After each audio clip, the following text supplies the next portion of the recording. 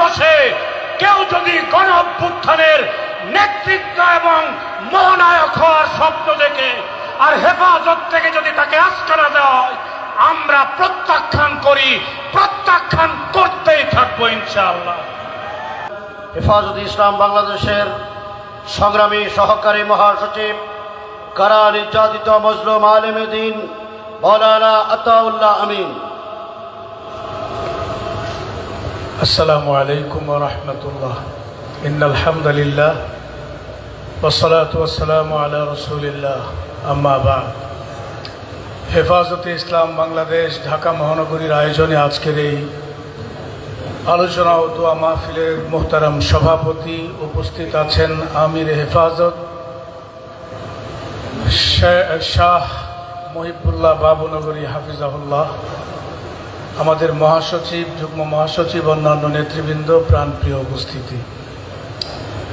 আজকে আমরা গণ অভ্যুত্থানের বর্ষপূর্তিতে দোয়া মাহফিলের আয়োজন করছি।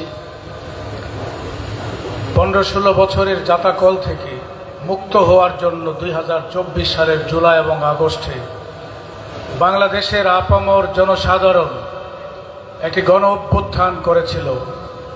যে অভ্যুত্থানের নেতৃত্বে কোনো রাজনৈতিক দল ছিল না, যে অভ্যুত্থানের নেতৃত্বে কোনো নেতা ছিল না, ছিল বাংলাদেশের সাধারণ ছাত্র এবং মুক্তিকামী জনতা। সেই অভ্যুত্থানের নেতৃবৃন্দের সাথে, ছাত্র জনতার সাথে হেফাজত একাত্মতা ঘোষণা করেছিল, হেফাজত রাজপথে নেমেছিল। মনে রাখতে হবে, 24-এর গণ আন্দোলন, এই গণ অভ্যুত্থান কোন রাজনৈতিক আন্দোলন ছিল না। এই আন্দোলনের সাথে হেফাজত একাত্মতা ঘোষণা করেছিল। আজকেও গণ অভ্যুত্থানকে কোন রাজনৈতিক চরিত্রে চিত্রায়ন করার চেষ্টা করলে আমরা তাকে রুখে দেব ইনশাআল্লাহ।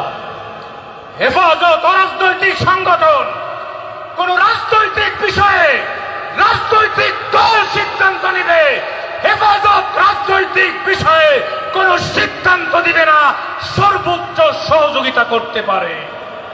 আজকে হেফাজতের ইমেজকে ব্যবহার করে রাজনৈতিক ফায়দা নিয়ে এক পক্ষকে জুলাই অভ্যুত্থানের গণনায়ক বানানোর অপচেষ্টাকে আমরা রুখে দেব।